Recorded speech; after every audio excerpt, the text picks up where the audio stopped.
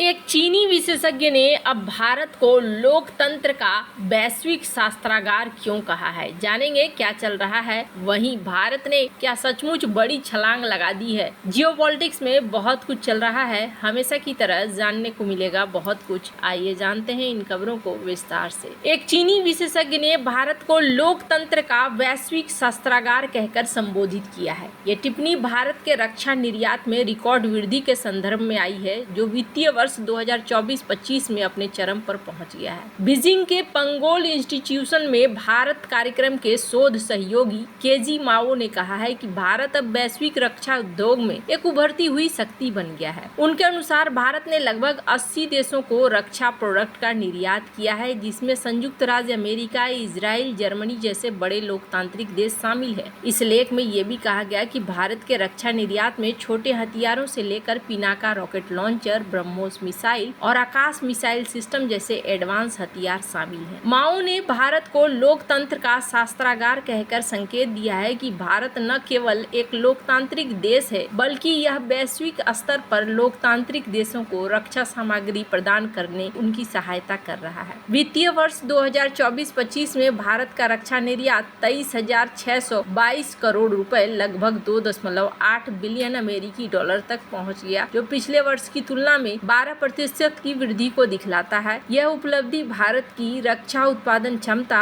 और आत्मनिर्भरता की ओर बढ़ते कदमों को रेखांकित करती है। हालांकि माओ ने यह भी सवाल उठाया है कि क्या भारत वास्तव में इस भूमिका में फिट बैठता है, क्योंकि भारत ने म्यांमार जैसे गैर लोकतांत्रिक देशों को भी हथियार बेचे हैं और रूस यूक्रेन युद्ध में तटस्थ रुख अपनाया है। फिर भी उनकी टिप्पणी भारत की बढ़ती रक्षा शक्ति और वैश्विक प्रभाव को स्वीकार करती है। लोकतंत्र का शस्त्रागार शब्द का इस्तेमाल सबसे पहले द्वितीय विश्व युद्ध के दौरान अमेरिका के लिए किया गया था। उस समय अमेरिकी राष्ट्रपति फ्रैंकलिन डी रूजवेल्ट ने 1940 में अपने भाषण में इस शब्द का प्रयोग किया, जब उन्होंने कहा कि अमेरिका को लोकतांत्रिक देशों के लिए हथियारों का भंडार बनना चाहिए, ताकि नाजी जर्मनी और अन्य अधिनायकवादी ताकतों का मुकाबला किया जा सके। अमेरिका ने उस समय ब्रिटेन, फ्रांस और अन्य मित्र देशों को बड़े पैमाने पर हथियार, टैंक, जहाज, विमान सप्लाई किए, जिससे उन्हें युद्ध में जीत हासिल करने में मदद मिली। उदाहरण के लिए 1941 में अमेरिका ने लैंड लीज एक्ट पारित किया, जिसके तहत उसने ब्रिटेन को 50 पुराने नौसैनिक जहाज दिए और बदले में ब्रिटिश ठिकानों का इस्तेमाल किया। ये नीति अमेरिका के औद्योगिक उत्पादन और लोकतांत्रिक मूल्यों के समर्थन का प्रतीक बन गया। इस दौरान अमेरिका ने अपनी उत्पादन क्षमता को बढ़ाकर लगभग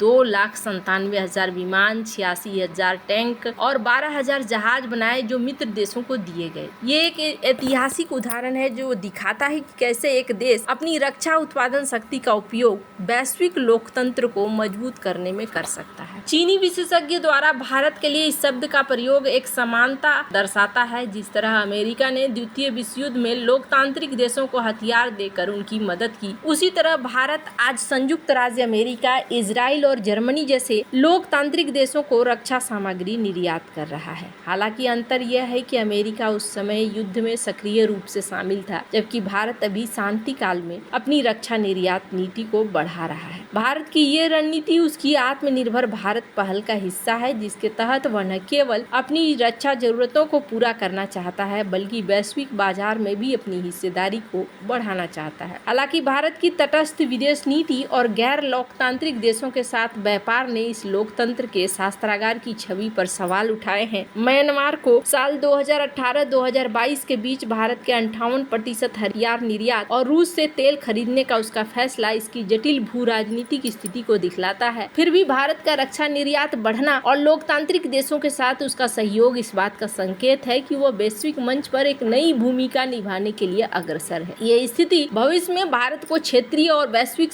शक्ति संतुलन बनाने में महत्वपूर्ण बनाएगा। चीन ने अमेरिका के साथ चल रहे टैरिफ युद्ध के बीच में अभी हाल ही में कई तरह के खनिजों के निर्यात पर प्रतिबंध लगा दिया है। यह कदम अमेरिका द्वारा उठाए गए रेसिप्रोकल टैरिफ पर भी लगाया गया है। कहा जा रहा है कि चीन ने इन खनिजों पर प्रतिबंध लगाया है क्योंकि ये दोहरे उपयोग वाली सामग्री है, यानी इसका इस्तेमाल नागरिक और सैन्य दोनों ही उद्देश्यों के लिए हो सकता है। उदाहरण के लिए गैलियम और जर्मेनियम सेमीकंडक्टर और फाइबर ऑप्टिक्स में इस्तेमाल होते हैं, जबकि टंगस्टन का उपयोग सैन्य हथियारों और इलेक्ट्रॉनिक्स में होता है। अमेरिका ने हाल ही में चीन के चिप उद्योग पर तीसरी बार प्रतिबंध लगाए थे, जिसके बाद चीन ने यह कदम उठाया है। विशेषज्ञों का मानना है कि ये प्रतिबंध अमेरिकी तकनीकी उद्योग को प्रभावित कर सकता है, क्योंकि चीन इन खनिजों का सबसे बड़ा उत्पादक है। उदाहरण के तौर पर वैश्विक गैलियम का 94% और जर्मेनियम का 60% से अधिक उत्पादन चीन में होता है। इसके अलावा चीन ने 11 अमेरिकी कंपनियों को अविश्वसनीय संस्थाओं की सूची में डालकर उन्हें व्यापार से प्रतिबंधित कर दिया है। ये टैरिफ युद्ध तब शुरू हुआ जब ट्रंप ने अपने लिबरेशन डे भाषण में वैश्विक व्यापार असंतुलन को ठीक करने के लिए टैरिफ की घोषणा की। इसके जवाब में चीन ने न केवल टैरिफ लगाए बल्कि इन खनिजों पर कंट्रोल को हथियार के रूप में इस्तेमाल किया। इससे वैश्विक आपूर्ति श्रृंखला में उथल-पुथल मच गई और तेल की कीमतें भी 2021 के बाद सबसे निचले स्तर पर पहुंच गई। भारत जैसे देशों के लिए ये स्थिति चुनौती और अवसर दोनों लेकर आई है, क्योंकि वह इन खनिजों के लिए वैकल्पिक स्रोत तलाश सकता है। इस तरह के व्यापार और संसाधन प्रतिबंधों का एक ऐतिहासिक उदाहरण क्यूबा मिसाइल संकट है, जो 1962 में शीत युद्ध के दौरान हुआ। उस समय सोवियत संघ ने क्यूबा की इस्तेमाल कर लिया था, जो अमेरिका के लिए बड़ा खतरा है। जवाब में अमेरिका ने क्यूबा पर नौसैनिक नाकाबंदी लगा दी, जिसे क्वारंटाइन कहा गया। इस नाकाबंदी का मकसद सोवियत जहाजों को क्यूबा तक हथियारों और संसाधनों की पहुंच को रोकना था। अमेरिका ने ये सुनिश्चित किया कि कोई भी जहाज क्यूबा तक सामग्री न ले जा सके जब तक कि सोवियत संघ मिसाइलें हटाने के लिए सहमत न हो। इस संकट के दौरान संसाधनों और व्यापार पर नियंत्रण एक रणनीतिक हथियार बन गया। सोवियत संघ के लिए क्यूबा एक महत्वपूर्ण सहयोगी था और अमेरिका की नाकाबंदी ने उसे दबाव में ला दिया। लगभग 13 दिनों तक चले इस तनाव के बाद सोवियत संघ ने मिसाइलें हटाने का फैसला किया और बदले में अमेरिका ने तुर्की से अपनी मिसाइलें हटाने का वादा किया। ये घटना दिखलाती है कि कैसे देश संसाधनों और व्यापार को प्रतिबंधित करके एक दूसरे के ऊपर दबाव बनाते हैं। अब चीन और अमेरिका के बीच में ये सारी चीजें हो रही हैं। अब यहाँ पर बात करें अगर भारत की, तो भारत के रक्षा निर्यात ने वित्तीय वर्ष 2024-25 में रिकॉर्ड ऊंचाई को छुआ है, जो 23,622 करोड़ रुपए है। और इस रक्षा